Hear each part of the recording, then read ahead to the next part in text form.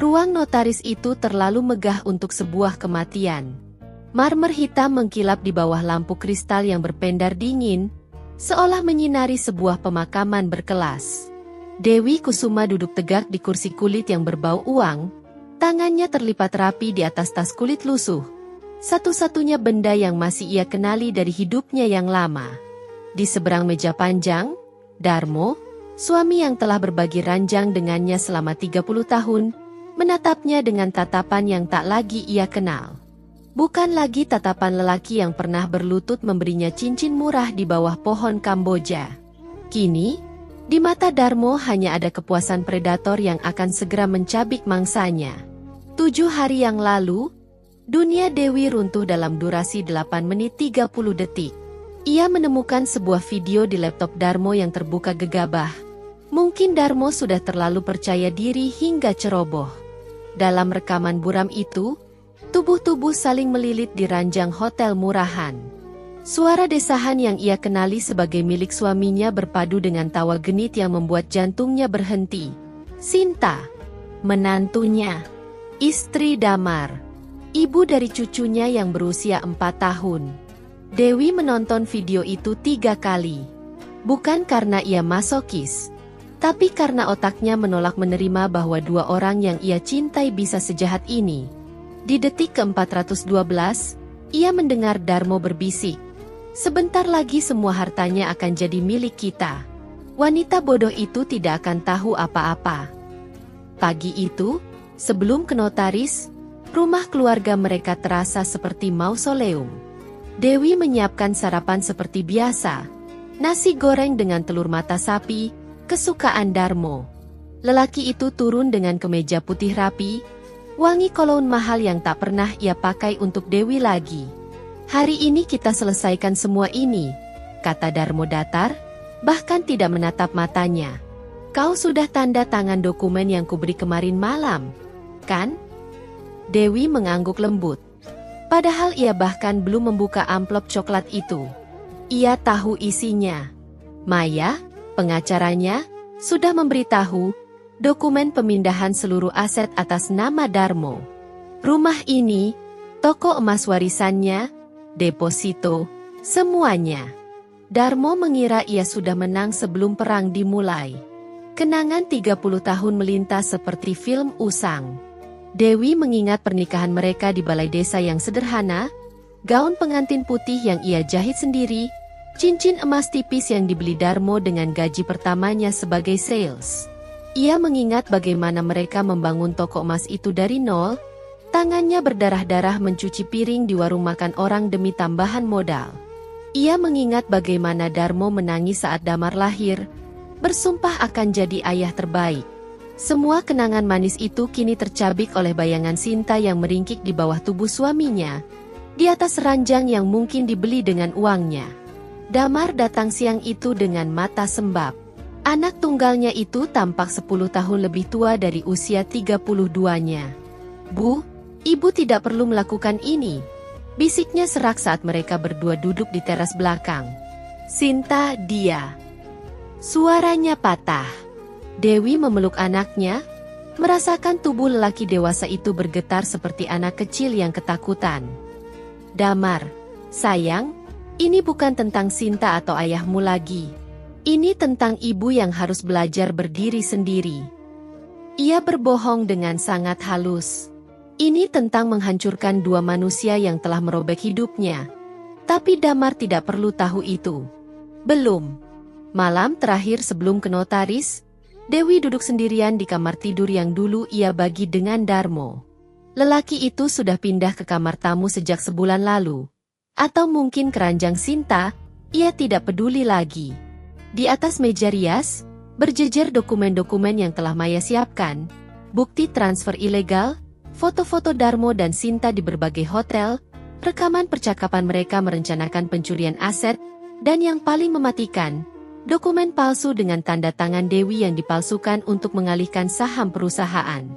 Semua tersusun rapi dalam map biru yang tampak tidak berbahaya. Dewi menyentuh setiap dokumen dengan jari gemetar, bukan karena takut, tapi karena antisipasi. 30 tahun ia jadi istri yang baik, ibu yang sempurna, menantu yang berbakti.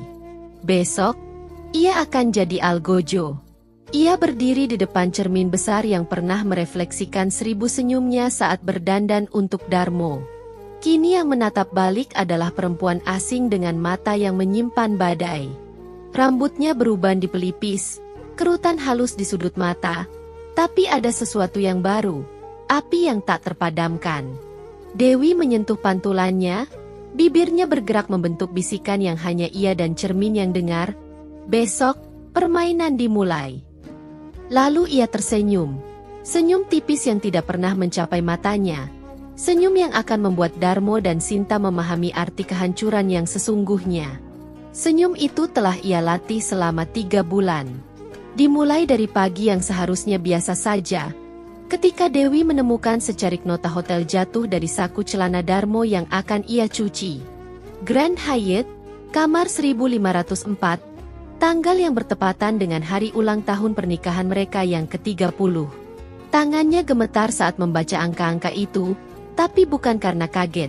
Sesuatu dalam dirinya sudah tahu, mungkin sudah lama tahu, hanya saja ia terlalu takut untuk mengakuinya. Sore itu, saat Darmo pergi dengan alasan meeting klien, Dewi melakukan sesuatu yang tak pernah terbayangkan akan ia lakukan. Ia membuka laptop suaminya dengan password yang bodohnya masih menggunakan tanggal lahir Damar. Yang ia temukan bukan hanya satu nota, tapi jejak digital perselingkuhan yang sudah berjalan hampir 2 tahun. Email-email, pesan-pesan, transfer uang ke rekening yang tak ia kenal, dan foto-foto yang membuat perutnya mual. Tapi yang membuat dunianya benar-benar runtuh adalah saat ia melihat wajah di foto-foto itu. Sinta. Menantu yang selalu ia anggap seperti anak kandung sendiri. Gadis yang ia ajari membuat rendang, yang ia temani saat melahirkan cucunya, yang menangis di pelukannya saat bertengkar dengan Damar. Dewi menghabiskan malam itu di kamar mandi, muntah-muntah sampai tidak ada yang tersisa selain empedu pahit. Tapi saat fajar menyingsing, sesuatu dalam dirinya berubah. Ia tidak akan menjadi korban yang menangis. Ia akan menjadi predator yang bersembunyi di balik topeng domba. Keesokan harinya, dengan mata sembab yang ia sembunyikan di balik kacamata hitam, Dewi pergi ke kantor Maya Saskara, pengacara yang namanya ia dapat dari seorang teman yang juga pernah bercerai. Kantor Maya terletak di gedung tua di kawasan Menteng, jauh dari kemegahan kantor-kantor hukum besar, tapi ada kehangatan di ruangan itu yang langsung membuat Dewi merasa aman. Maya, perempuan berusia 40-an dengan rambut pendek dan mata tajam, menatapnya tanpa belas kasihan tapi juga tanpa menghakimi. Kau datang ke sini bukan untuk menangis, kan? Tanya Maya langsung. Dewi menggeleng, mengeluarkan flash disk berisi semua bukti yang ia kumpulkan. Saat Maya membuka file demi file, wajahnya tetap datar, tapi ada kilat kemarahan di matanya. Aku pernah di posisimu, kata Maya pelan setelah lama terdiam. Suamiku selingkuh dengan rekan kerjanya. Ia pikir aku akan pasrah saat ia ajukan cerai. Tapi aku hancurkan dia. Dan aku akan bantu kau menghancurkan mereka juga. Itulah awal persekutuan 2 perempuan yang sama-sama dikhianati, yang sama-sama memilih untuk tidak menjadi korban. Rencana mereka disusun dengan presisi seorang ahli bedah. Maya menjelaskan bahwa Darmo sudah memalsukan dokumen-dokumen untuk mengalihkan aset-aset Dewi. Dia meremehkanmu, kata Maya sambil menunjuk tanda tangan palsu di beberapa dokumen notaris. Dia pikir kau tidak akan periksa. Ini kesombongannya yang akan jadi senjata kita. Langkah pertama, memindahkan semua aset Dewi ke perusahaan cangkang yang didirikan atas nama sepupunya yang tinggal di Singapura. Toko emas yang jadi sumber penghasilan utama mereka, deposito, investasi saham, semuanya dipindahkan sedikit demi sedikit dalam tempo 2 bulan. Dewi menandatangani puluhan dokumen di kantor Maya, tangannya bergetar setiap kali membubuhkan tanda tangan. Bukan karena takut, tapi karena ia menyadari ini adalah titik tidak kembali.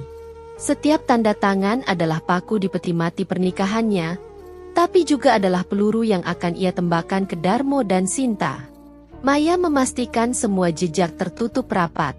Di atas kertas, Dewi masih terlihat sebagai istri bodoh yang menandatangani apapun yang Darmo sodorkan.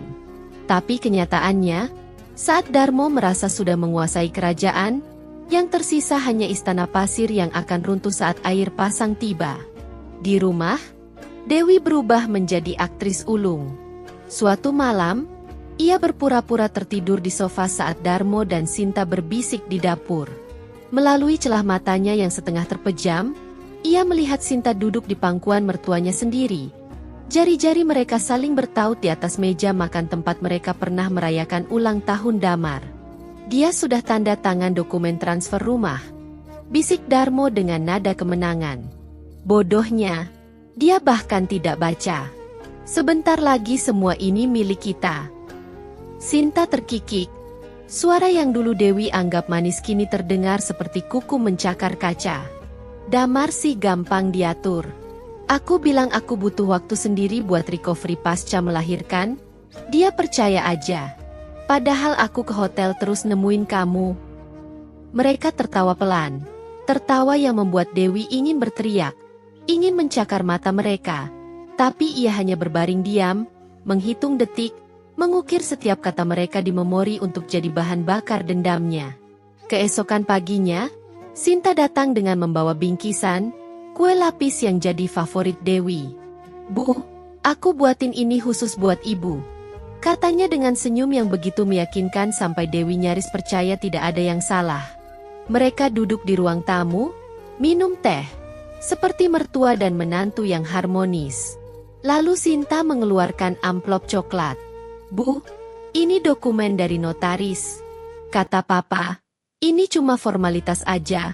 Pembagian harta yang adil buat semua. Ibu tinggal tanda tangan di sini, sini, dan sini." Jarinya yang dicat merah menunjuk beberapa halaman. Dewi membaca dengan lambat, seolah benar-benar mencoba memahami, padahal Maya sudah menjelaskan semua jebakan di dokumen itu. Klausul yang membuat Dewi hanya dapat 10% dari hartanya sendiri, rumah yang akan jatuh ke Darmo, bahkan hak asuh cucu yang bisa diklaim Sinta kapan saja.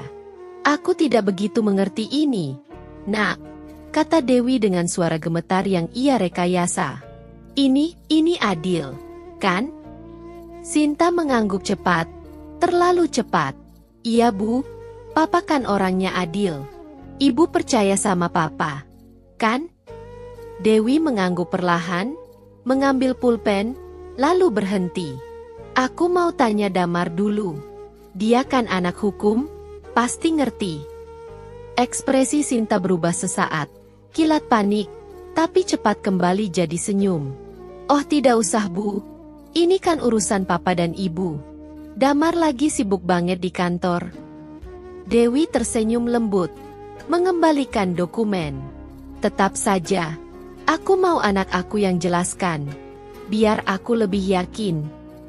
Ia melihat rahang Sinta mengeras, tapi gadis itu tidak bisa berbuat apa-apa selain mengangguk kaku. Malam itu, Dewi menonton video rekaman perselingkuhan mereka untuk kesekian kalinya. Bukan karena ia masokis, tapi karena setiap kali kemarahan mulai surut, setiap kali ia hampir merasa kasihan, ia butuh diingatkan mengapa ia melakukan semua ini.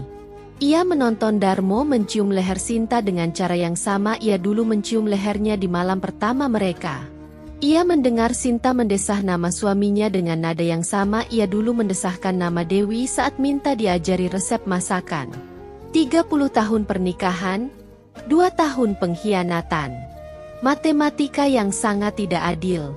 Air matanya jatuh tanpa suara. Tapi tangannya tidak gemetar lagi saat ia menutup laptop. Ia sudah melewati fase menangis. Kini, ia di fase menghancurkan. Seminggu sebelum hari H di notaris, Dewi melihat Darmo bersiap pergi dengan setelan jas baru. "Mau kemana?" tanyanya datar. "Meeting sama klien dari Jakarta," jawab Darmo tanpa menatapnya. "Mungkin pulang malam." Dewi mengangguk, lalu kembali ke dapur. 3 jam kemudian, ponselnya bergetar. Pesan dari orang suruhan Maya, target masuk Hotel Mulia, kamar 2108. Perempuan menyusul 10 menit kemudian. Dewi menutup mata, menghitung sampai 10, lalu mengetik balasan, rekam semuanya. Fokus ke wajah. Ia sudah tidak merasa apa-apa lagi. Bukan mati rasa, tapi lebih seperti es yang membekukan semua saraf. Malam itu, saat Darmo pulang dengan aroma parfum perempuan lain, Dewi menyambut dengan senyum dan segelas air hangat. Capek ya? Istirahat yang cukup. Darmo menatapnya curiga sesaat. Mungkin ia bingung kenapa istrinya yang biasanya cerewet kini jadi sesunyi kuburan. Tapi kesombongannya membuat ia mengartikan ini sebagai kepasrahan. Ia salah. Ini bukan kepasrahan. Ini ketenangan sebelum badai. Pagi sebelum ke notaris, Dewi menerima paket terakhir dari Maya. Rekaman video baru, lebih jelas, lebih vulgar, dengan cap waktu yang sempurna untuk menghancurkan alibi apapun yang akan Darmo buat. Malam itu, tak jauh dari rumah Dewi yang sunyi, Darmo dan Sinta merayakan kemenangan mereka di suite hotel yang sama tempat mereka biasa berselingkuh. Mereka memesan sampanye, tertawa keras, merancang masa depan dengan uang Dewi. Sinta sudah membayangkan tas-tas mewah yang akan ia beli. Sementara Darmo merencanakan bisnis baru dengan modal yang akan ia rampas besok. Mereka tidak tahu, di sudut kamar, tersembunyi di balik ventilasi AC, ada kamera kecil yang merekam setiap detik kebahagiaan palsu mereka. Mereka tidak tahu bahwa setiap kata, setiap tawa, setiap kecupan, akan jadi paku terakhir di peti mati reputasi mereka. Dan mereka pasti tidak tahu bahwa perempuan yang mereka anggap bodoh dan lemah, sedang duduk tenang di rumahnya, tersenyum tipis sambil meminum teh melati, menghitung mundur jam menuju kehancuran mereka. Pagi itu datang dengan langit mendung yang mengancam hujan, seolah alam pun tahu akan ada badai di dalam ruangan ber-AC itu. Dewi tiba di kantor notaris pukul 9 tepat, mengenakan blus putih sederhana dan rok hitam selutut. Pakaian yang membuatnya terlihat seperti janda yang pasrah, bukan algojo yang siap memenggal kepala. Tas kulit lusuhnya menggenggam map biru tebal yang akan mengubah segalanya. Tapi dari luar ia terlihat seperti perempuan tua yang membawa tas belanjaan. Darmo sudah duduk di kursi seberang meja panjang, mengenakan jas abu-abu mahal yang mungkin dibeli dengan uang hasil korupsi dari perusahaan mereka. Di sebelahnya, Sinta duduk dengan gaun midi merah yang terlalu mencolok untuk acara seperti ini, seolah ia datang ke pesta kemenangan bukan perceraian. Mereka bahkan tidak berdiri saat Dewi masuk. Darmo hanya mengangguk singkat. Sementara Sinta menatapnya dengan senyum tipis yang menyembunyikan penghinaan. Notaris, Pak Hendra, pria gemuk berusia 50-an dengan kacamata tebal, menyapa Dewi dengan nada simpati palsu. Silakan duduk, Bu Dewi. Mari kita selesaikan ini dengan tenang dan dewasa. Dewi mengangguk, duduk dengan punggung tegak, tangan terlipat di pangkuan. Ia adalah gambar sempurna dari ketenangan. Tapi di bawah meja, jari-jarinya meremas tas dengan kekuatan yang membuat buku-buku jarinya memutih. Darmo membuka permainan dengan percaya diri yang menyebalkan. Ia mengeluarkan setumpuk dokumen dari tasnya yang bermerek, meletakkannya di meja dengan gerakan dramatis seperti pemain poker yang yakin tangannya royal flush. Pak Hendra, saya sudah siapkan semua dokumen pembagian harta. Seperti yang sudah kita diskusikan, istri saya, mantan istri saya, akan mendapat bagian yang adil. Kata, adil, diucapkannya dengan penekanan yang membuat Dewi ingin tertawa. Pak Hendra membuka dokumen itu, membaca dengan kening berkerut. Dewi diam-diam mengamati wajah notaris itu, mencari tanda-tanda bahwa ia tahu ada yang tidak beres. Tapi pria itu hanya mengangguk-angguk seperti boneka. Baik, saya bacakan kesepakatan pembagian harta. Rumah di Pondok Indah senilai 8 miliar rupiah akan jatuh ke Bapak Darmo. Toko emas Kusuma Jaya beserta seluruh saham akan dialihkan ke Bapak Darmo. Deposito sebesar 3,2 miliar akan dibagi. Ia berhenti, menatap Dewi. 10% untuk Ibu Dewi, sisanya untuk Bapak Darmo sebagai kompensasi atas kontribusinya membangun usaha. Dewi mendengar angka-angka itu dengan wajah datar, seolah mereka sedang membicarakan harga sayur di pasar, bukan pencurian legal atas hasil keringat 30 tahun hidupnya. Sinta tidak bisa menyembunyikan senyumnya. Gadis itu bahkan melirik Darmo dengan tatapan bangga, seolah mereka baru saja menang lotre. Darmo sendiri bersandar di kursi dengan pose pemenang, jari-jarinya mengetuk-ketuk meja dengan ritme yang mengejek. "Ada yang ingin Ibu Dewi tanyakan?" tanya Pak Hendra dengan nada yang sudah tahu jawabannya. Dewi menggeleng pelan. "Tidak, Pak. Tapi saya punya sesuatu yang ingin saya tunjukkan." Ia membuka tasnya, mengeluarkan map biru itu dengan gerakan sangat lambat, dramatis, seperti pesulap yang akan mengeluarkan kelinci dari topi. Tapi yang akan keluar bukan kelinci, ini adalah ular berbisa yang akan melahap mereka hidup-hidup. Ia meletakkan map itu di meja dengan bunyi, "Tut," yang membuat Sinta tersentak. "Ini apa?" tanya Darmo. Nadanya masih sombong tapi ada sedikit ketidakpastian di matanya. Dewi membuka map itu, mengeluarkan dokumen pertama, fotokopi tanda tangan yang diperbesar. "Ini tanda tangan saya yang asli," katanya tenang, menunjuk satu halaman. "Dan ini," ia mengeluarkan dokumen kedua, tanda tangan yang dipalsukan untuk mengalihkan saham perusahaan atas nama Bapak. "Lihat perbedaannya? Huruf D. Saya tidak pernah melengkung seperti itu. Tapi yang memalsukan ini tidak cukup teliti." Wajah Darmo berubah. Dari coklat sawo matang menjadi abu-abu kertas. Pak Hendra meraih dokumen itu dengan tangan gemetar, membandingkan dengan kaca pembesar. Keheningan di ruangan itu begitu tebal sampai Dewi bisa mendengar detak jantungnya sendiri. Atau mungkin itu detak jantung Darmo yang mulai panik. Ini pasti salah paham." Darmo mulai berbicara tapi Dewi memotong dengan suara yang tetap tenang. Tenang yang menakutkan. "Belum selesai, Pak Darmo." Ia mengeluarkan dokumen demi dokumen seperti mengeluarkan kartu-kartu maut. Rekening koran yang menunjukkan transfer ilegal dari perusahaan ke rekening pribadi Darmo. Bukti pembelian apartemen atas nama Sinta dengan uang perusahaan. Email-email antara Darmo dan maklar properti yang merencanakan penjualan aset tanpa sepengetahuan Dewi. Dan yang terakhir, yang membuat Sinta bangkit dari kursi dengan wajah seputih mayat, foto-foto mereka di berbagai hotel dengan cap waktu yang detail. Kau membuntuti kami?" teriak Sinta. Suaranya pecah antara marah dan panik. Dewi menatapnya dengan tatapan yang bisa membekukan api. "Tidak, Nak. Kalian terlalu sibuk bersenang-senang sampai tidak sadar kalian meninggalkan jejak di mana-mana. Nota hotel, transfer bank, bahkan GPS mobilmu yang masih terhubung ke akun keluarga. Kalian berdua terlalu bodoh untuk menjadi penjahat yang baik." Pintu ruang notaris terbuka.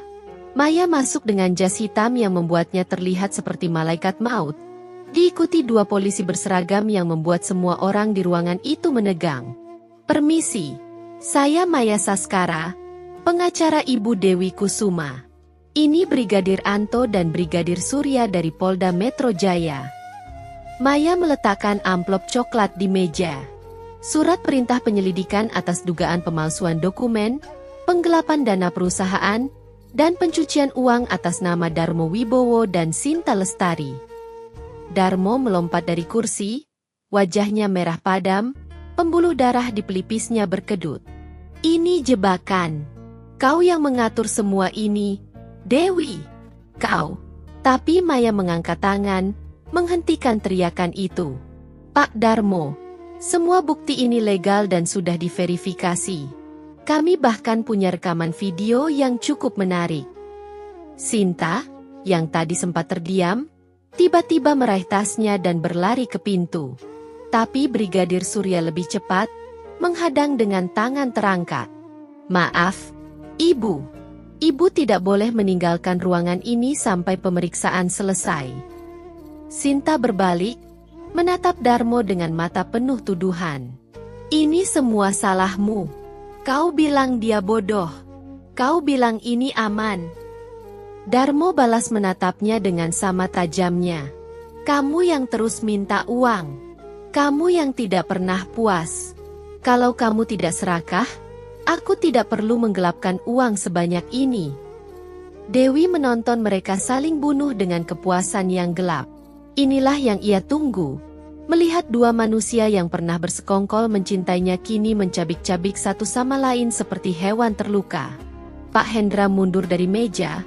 Tangannya gemetar saat menutup dokumen-dokumen yang sekarang jadi barang bukti. Saya tidak tahu tentang ini. Saya hanya melakukan pekerjaan saya. Maya menepuk bahunya. Tenang, Pak. Kami tahu Bapak tidak terlibat. Tapi dokumen yang Pak Hendra terima dari klien Bapak adalah palsu. Kami perlu Bapak sebagai saksi. Dewi akhirnya berdiri, menghadap Darmo yang kini terlihat 10 tahun lebih tua dalam 10 menit terakhir. 30 tahun, Darmo. Aku beri kau 30 tahun cinta, kesetiaan, pengorbanan. Aku cuci pakaianmu, masak makanan kesukaanmu, rawat ibumu sampai napas terakhir.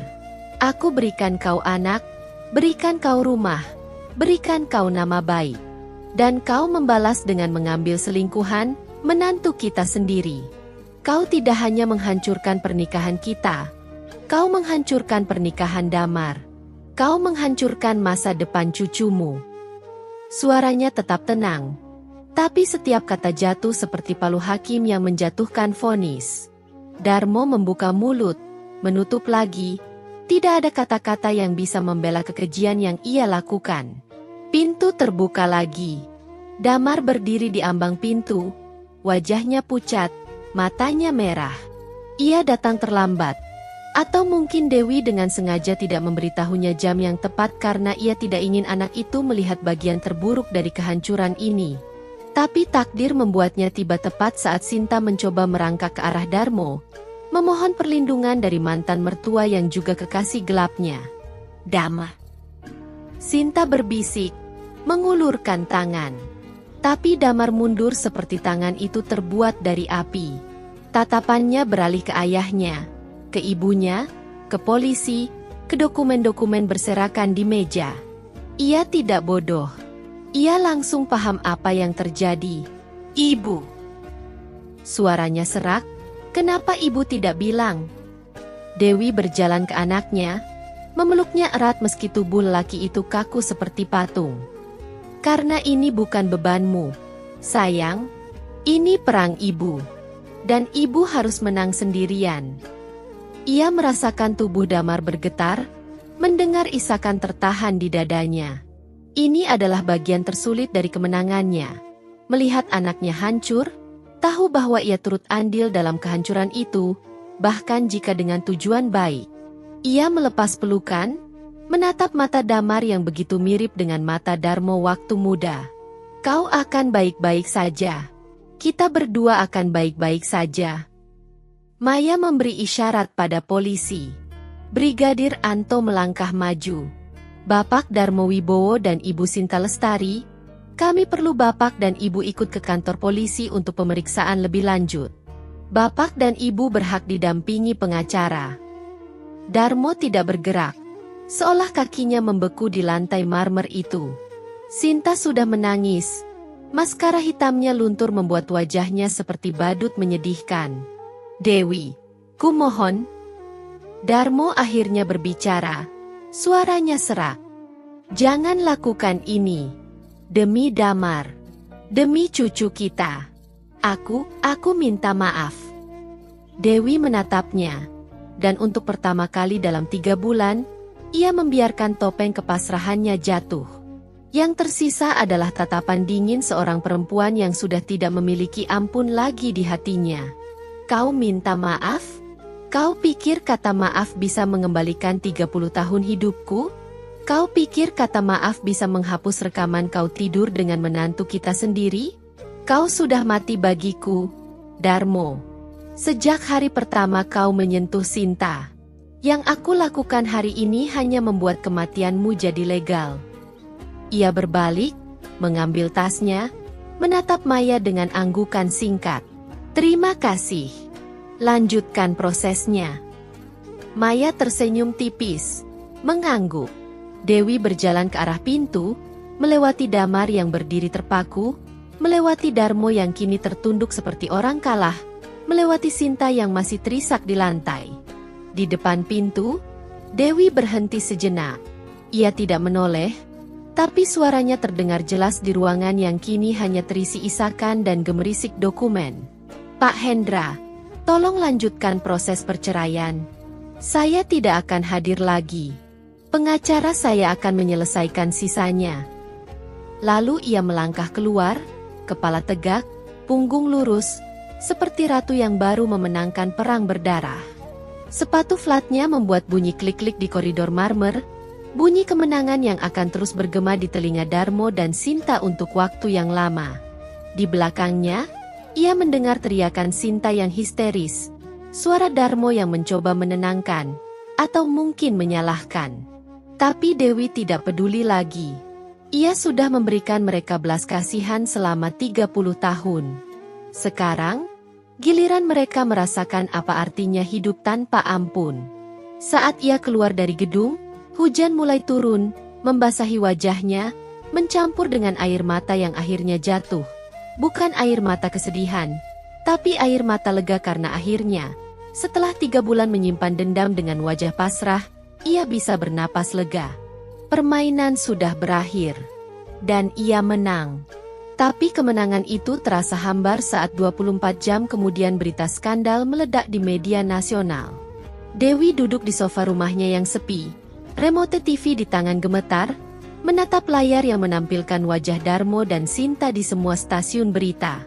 Pengusaha sukses terungkap selingkuh dengan menantu sendiri, gelapkan miliaran rupiah, bunyi headline di salah satu portal berita. Video rekaman yang ia berikan ke wartawan terpercaya kini tersebar seperti virus. Potongan-potongan adegan di ruang notaris, foto-foto Darmo dan Sinta di hotel, dokumen-dokumen pemalsuan yang difoto close-up. Wajah mereka di-blur, tapi siapapun yang kenal bisa mengenali. Dan Indonesia adalah negara yang sangat kecil untuk rahasia sebesar ini.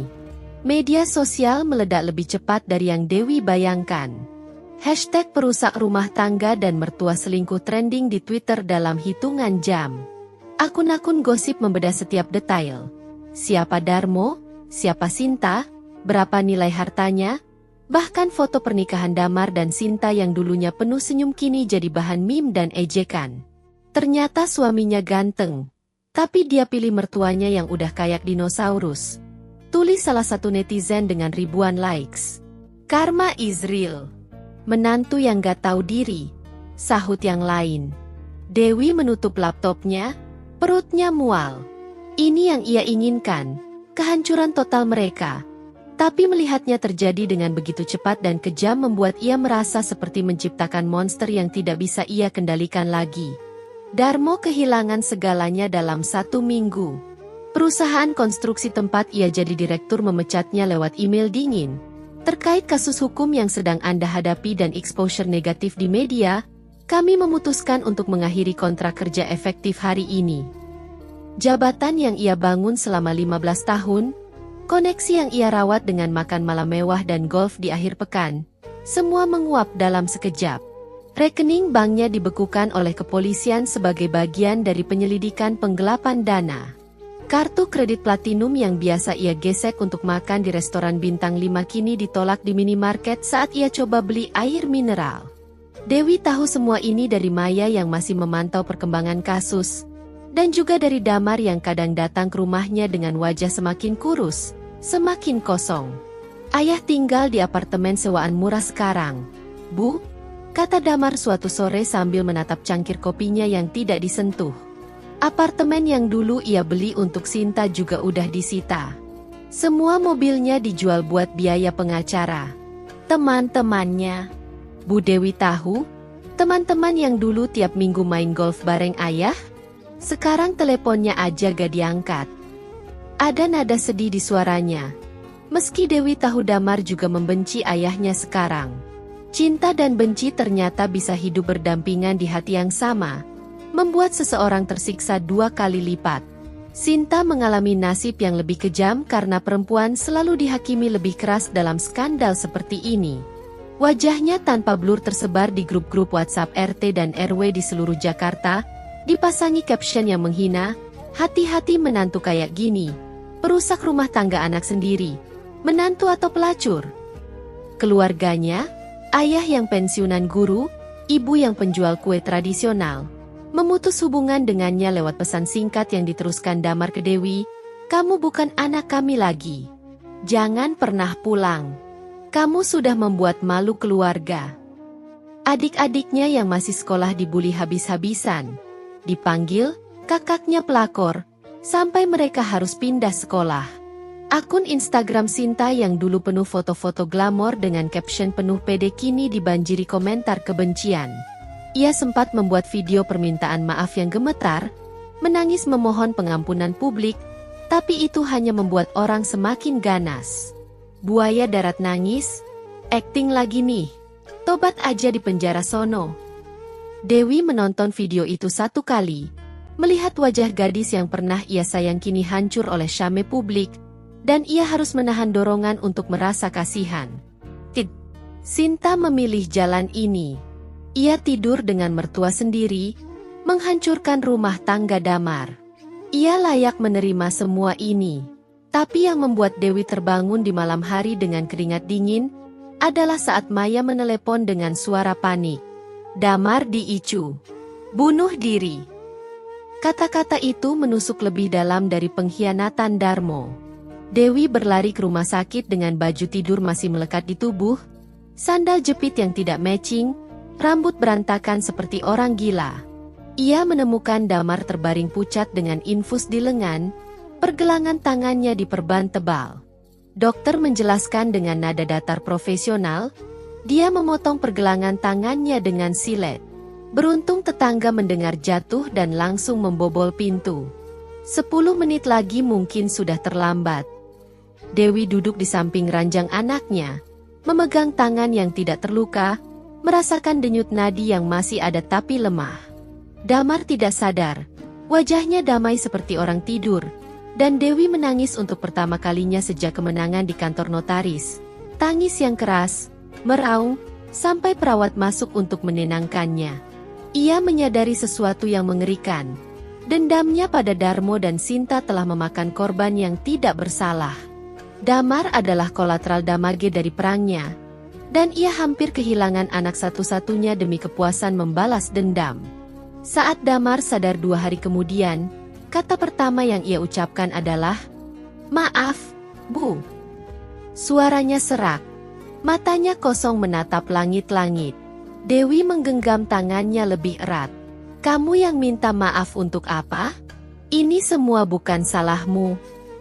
Tapi Damar menggeleng lemah. "Aku terlalu lemah. Aku gak bisa ngelindungin keluargaku sendiri. Sinta, dia selingkuh.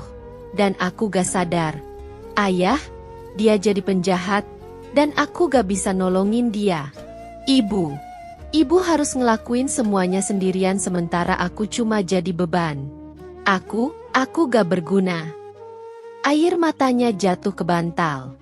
Dewi naik ranjang rumah sakit itu, sesuatu yang tidak pernah ia lakukan sejak Damar umur 5 tahun. Memeluk tubuh anaknya yang sekarang lebih besar darinya tapi terasa rapuh seperti kaca. "Dengar aku baik-baik, Damar Wibowo," bisiknya tegas. "Ibu tidak menghancurkan ayahmu. Ayahmu menghancurkan dirinya sendiri saat dia memilih tidur dengan istrimu. Ibu hanya memastikan dia menerima konsekuensi dari pilihannya. Kamu bukan beban. Kamu satu-satunya alasan ibu masih waras setelah semua ini. Kalau kamu pergi, ibu tidak punya apa-apa lagi." Damar memeluknya erat. Tubuhnya bergetar dengan isakan yang tertahan bertahun-tahun. Tangis untuk pernikahan yang gagal, untuk ayah yang mengkhianati, untuk ibu yang harus jadi pahlawan sekaligus algojo, untuk dirinya sendiri yang merasa tidak cukup kuat untuk semua ini. Psikiater yang menangani Damar menjelaskan bahwa anak itu mengalami trauma berat. Dia menyalahkan dirinya sendiri untuk kehancuran keluarganya. Dia merasa kalau dia jadi suami yang lebih baik, mungkin Sinta tidak akan selingkuh. Kalau dia lebih perhatian sama orang tuanya, mungkin ayahnya tidak akan korupsi. Ini survivor guild yang ekstrim. Dewi mendengarkan dengan hati remuk, menyadari bahwa kemenangannya di ruang notaris datang dengan harga yang tidak pernah ia hitung, kesehatan mental anaknya. Minggu-minggu berikutnya, Dewi mengamati kehancuran Darmo dan Sinta dari jarak yang lebih jauh. Tidak lagi dengan kepuasan tapi dengan perasaan kompleks yang tidak bisa ia namakan. Darmo di sel tahanan menurut laporan pengacara sudah kurus 10 kilogram. Rambutnya yang dulu selalu rapi kini berantakan, matanya cekung. Ia menulis surat permintaan maaf yang panjang, 5 halaman tulisan tangan gemetar, mengaku semua dosanya, memohon tidak untuk diampuni tapi hanya untuk diizinkan melihat Damar sekali lagi. Dewi membaca surat itu dengan air mata mengalir, tapi ia tidak menjawab. Beberapa bagian dari hatinya ingin merobek surat itu, tapi bagian lain, bagian yang masih ingat Darmo waktu muda yang jujur, menyimpannya di laci meja rias, di bawah foto pernikahan mereka yang sudah ia balik. Sinta terakhir terdengar kabarnya meninggalkan Jakarta, melarikan diri ke kampung halaman yang justru menolaknya. Gosip mengatakan ia bekerja sebagai kasir di minimarket dengan nama samaran, memotong rambut panjangnya yang dulu indah, bersembunyi di balik kacamata tebal dan topi. Dewi tidak tahu apakah informasi itu benar, dan ia memilih untuk tidak mencari tahu. Sinta sudah jadi hantu masa lalu, dan Dewi tidak punya energi untuk menghantuinya lagi. Yang membuatnya terbangun di malam hari bukan wajah Darmo atau Sinta, tapi wajah Damar yang bertanya dengan mata kosong, "Bu, apa semua ini worth it? Apa dendam ibu sepadan dengan kehancuran kita semua?" Dewi tidak punya jawaban. Ia hanya bisa memeluk anaknya dan berbohong, semuanya akan baik-baik saja. Tapi ia sendiri tidak yakin dengan kebohongan itu. Malam itu, saat Damar sudah pulang ke apartemennya dengan janji akan rutin terapi, ponsel Dewi berdering. Dewi, aku dapat kabar bagus. Semua asetmu sudah aman. Pengadilan memutuskan seluruh harta kembali ke namamu. Darmo dan Sinta diputus harus membayar restitusi tapi mereka bangkrut jadi ya. Anggap aja kemenangan moral. Dan satu lagi, divorce finalized hari ini. Kau resmi jadi janda. Suara Maya terdengar gembira, tapi Dewi hanya bisa diam. Dewi, kau dengar? Kau menang. Ini yang kau inginkan, kan?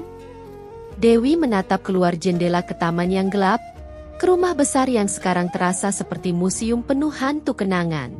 Iya, Mei, aku menang, bisiknya pelan.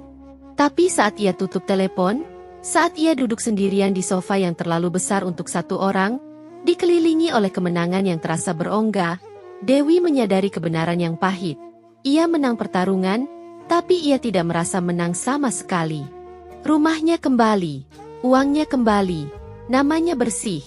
Tapi anaknya hampir mati, mantunya jadi pelarian, suaminya dipenjara, dan ia sendiri hanya janda 54 tahun yang terlalu lelah untuk merasakan kemenangan. Ia meraih gelas wine, tapi alkohol itu rasanya seperti abu di lidahnya. Inilah rasa dendam yang terpenuhi. Hambar, kosong, dan entah kenapa, sangat-sangat sepi. 6 bulan kemudian, Dewi berdiri di teras rumah kecil di Bogor, menyeruput kopi pagi sambil mendengar burung-burung berkicau di pohon mangga tetangga. Rumah ini tidak seperti mensyah di Pondok Indah yang ia tinggalkan. Hanya 2 kamar tidur dengan taman kecil, cat tembok yang mulai mengelupas, pagar kayu yang perlu dicat ulang. Tapi ada sesuatu di kesederhanaan ini yang membuat dadanya terasa lebih ringan. Tidak ada gema langkah kaki di koridor kosong, tidak ada bayangan Darmo di setiap sudut, tidak ada kenangan pahit yang menempel di setiap dinding. Rumah ini hanya punya masa depan, tidak punya masa lalu. Ia menjual mensyah itu sebulan setelah perceraian, tidak sanggup tinggal di tempat yang penuh hantu. Dan dengan uang itu ia beli rumah sederhana ini, sisanya ia investasikan untuk masa depan Damar dan cucunya. Uang tidak bisa membeli kebahagiaan, tapi setidaknya bisa membeli kedamaian.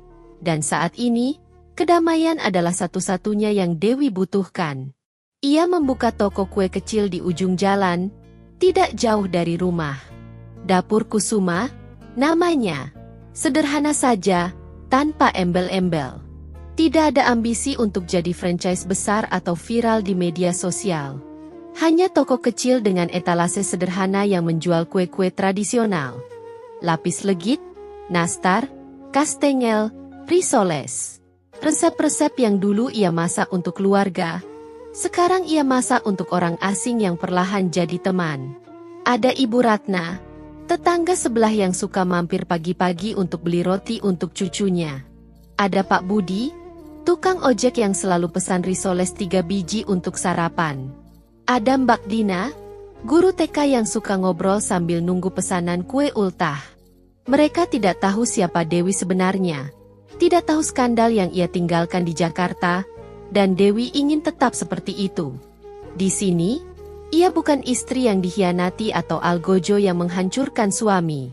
Ia hanya Dewi, pembuat kue yang ramah dengan senyum lelah tapi tulus. Damar datang setiap minggu untuk makan malam.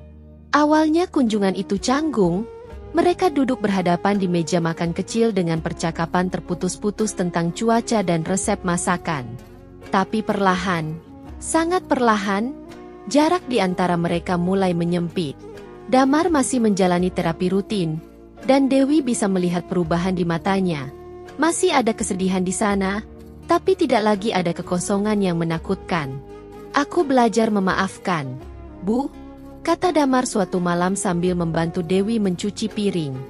"Bukan untuk mereka, tapi untuk aku sendiri. Psikiater bilang selama aku masih marah, aku akan terus terpenjara di masa lalu." Dewi mengangguk, tangannya berhenti menggosok piring. "Dan, kamu sudah bisa memaafkan ayah? Memaafkan Sinta?" Damar diam lama, menatap busa sabun di tangannya.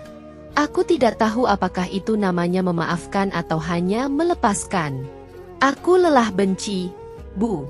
Aku lelah marah. Aku ingin hidup lagi."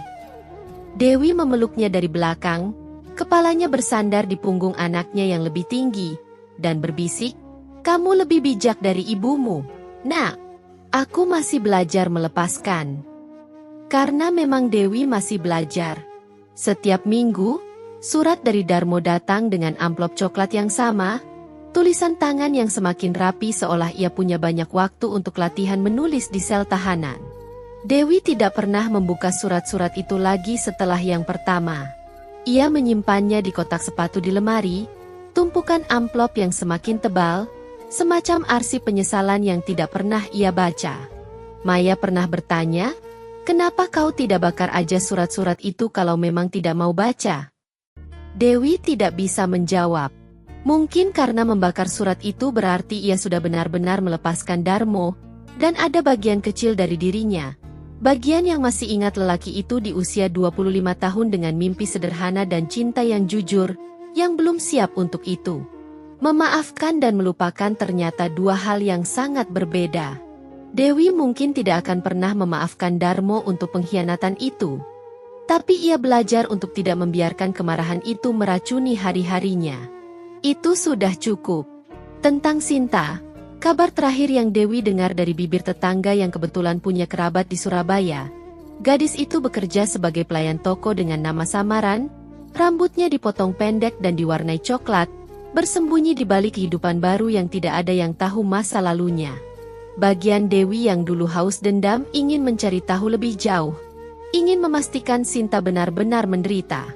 Tapi bagian yang baru, bagian yang belajar kedamaian, memilih untuk diam. Sinta sudah jadi hantu yang berkeliaran di kehidupannya sendiri. Dewi tidak perlu menjadi pemburu hantu lagi. Ia punya kehidupan baru untuk dibangun. Dan masa lalu sudah cukup banyak mengambil energinya. Jadi ia biarkan kabar itu mengambang, tidak dikonfirmasi, tidak dicari lebih lanjut. Sinta bisa hidup atau mati di tempat lain, dan Dewi tidak akan peduli lagi. Ketidakpedulian itu, ia pelajari, adalah bentuk kebebasan yang paling manis. Suatu sore, Maya mengajak Dewi ke pertemuan kelompok dukungan untuk perempuan korban pengkhianatan. Dewi ragu awalnya, ia bukan tipe yang suka berbagi cerita dengan orang asing. Tapi saat ia duduk di lingkaran kursi lipat di ruang komunitas kecil itu, mendengar perempuan-perempuan lain menceritakan kisah mereka. Suami yang selingkuh dengan sekretaris, istri yang kabur dengan selingkuhan, pasangan yang menguras tabungan lalu menghilang. Dewi menyadari ia tidak sendirian. Ada puluhan, ratusan, mungkin ribuan perempuan di luar sana yang merasakan sakit yang sama. Saat giliran Dewi berbicara, ia tidak menceritakan tentang dendam atau kehancuran yang ia ciptakan. Ia hanya bercerita tentang luka, tentang perasaan tidak cukup baik, tentang 30 tahun yang terasa sia-sia. Dan saat ia selesai, saat air mata jatuh tanpa ia sadari, perempuan-perempuan itu tidak menghakimi. Mereka hanya mengangguk, memahami, karena mereka semua pernah di sana. Seorang perempuan tua di sebelahnya menggenggam tangannya dan berbisik, "Kamu sudah selamat, Nak. Sekarang saatnya hidup lagi." Kata-kata sederhana itu menembus dinding yang Dewi bangun di sekitar hatinya. Dan ia menangis. Menangis untuk pertama kalinya bukan karena marah atau dendam, tapi karena lega. Malam itu, di rumah kecilnya di Bogor, Dewi melakukan ritual terakhir yang sudah ia tunda berbulan-bulan. Ia mengeluarkan semua foto pernikahan dari kotak penyimpanan. Foto mereka berdua di balai desa dengan senyum polos, foto keluarga saat Damar masih bayi, foto ulang tahun pernikahan yang ke-10, ke-20, bahkan yang ke-30 yang dirayakan hanya sebulan sebelum Dewi menemukan video rekaman. Ia membawa semua foto itu ke halaman belakang, menaruhnya di drum besi tua yang biasa untuk membakar sampah. Api menyala pelan saat korek tergores, lalu membesar saat menyentuh kertas foto. Dewi berdiri di sana, menatap wajah-wajah itu berubah jadi abu.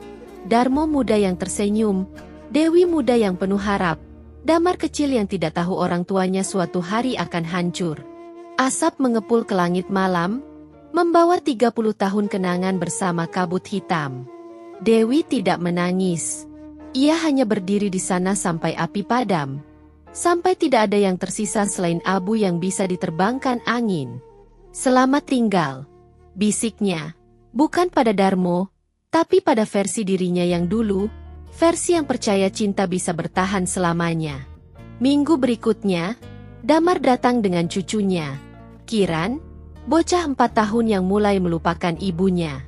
Anak itu berlari-lari di taman kecil Dewi, tertawa saat mengejar kupu-kupu, tidak tahu kehancuran keluarga yang mengelilingi kelahirannya. Dewi membuatkan mereka makan malam, nasi goreng spesial dengan telur mata sapi, persis seperti yang dulu ia masak untuk Darmo. Tapi kali ini tidak ada kepahitan saat memasak. Ini hanya makanan untuk keluarga kecilnya yang tersisa. Damar makan dengan lahap, Kiran bermain dengan nasi di piringnya, dan Dewi duduk di ujung meja menatap mereka berdua dengan perasaan yang aneh. Bukan bahagia penuh, tapi semacam kedamaian yang cukup. "Bu, terima kasih," kata Damar tiba-tiba. "Untuk apa?" tanya Dewi. "Untuk tetap di sini. Untuk tidak pergi. Aku tahu setelah semua yang terjadi, ibu bisa saja pergi jauh dan tidak mau lihat aku lagi. Tapi ibu tetap di sini." Dewi menggenggam tangan anaknya di atas meja. "Kamu satu-satunya yang tersisa. Nak, kalau ibu tidak punya kamu, ibu tidak punya apa-apa." Damar tersenyum. Senyum pertama yang tulus yang Dewi lihat di wajahnya dalam setahun terakhir. Dan itu sudah cukup. Itu lebih dari cukup. 1 minggu sebelum anniversary pertama perceraiannya, Dewi menemukan kotak kecil di depan pintu. Tidak ada kartu, tidak ada nama pengirim, hanya kotak berisi bunga lili putih. Bunga favorit Dewi yang hanya Darmo tahu. Jantungnya berdebar sejenak. Tangannya gemetar saat membuka kartu kecil di dalam. "Maafkan aku." Tulisan tangan Darmo. Dewi berdiri di ambang pintu dengan bunga di tangan. Angin pagi menggerakkan rambutnya yang kini lebih banyak uban. Ia bisa marah. Ia bisa membakar bunga ini seperti ia membakar foto-foto. Ia bisa mengirim kembali ke penjara dengan pesan penolakan. Tapi ia tidak melakukan itu semua. Ia tersenyum tipis. Senyum yang bukan pengampunan, bukan juga kemenangan, Hanya senyum seseorang yang sudah terlalu lelah untuk membenci, lalu berjalan ke rumah tetangga sebelah. "Bu Ratna, ini buat ibu. Cantik kan bunganya?" Ibu Ratna menerima dengan senyum lebar. Tidak tahu bunga itu membawa beban 30 tahun pernikahan yang hancur. Dan Dewi berjalan kembali ke rumahnya dengan tangan kosong, tapi entah kenapa terasa lebih ringan. Matahari terbit di pagi itu lebih indah dari biasanya. Jingga keemasan yang menyapu langit, mengusir sisa-sisa gelap malam. Dewi berdiri di teras rumah kecilnya dengan cangkir kopi di tangan, menatap langit yang perlahan berubah warna. Di Jakarta, di rumah lamanya, ia tidak pernah sempat melihat matahari terbit. Terlalu sibuk menyiapkan sarapan untuk suami yang akan mengkhianatinya. Terlalu sibuk jadi istri sempurna yang ternyata tidak cukup untuk mempertahankan cinta. Tapi di sini, di Bogor, di rumah kecil dengan taman yang perlu disiangi dan pagar yang perlu dicat, ia punya waktu untuk hal-hal sederhana seperti ini.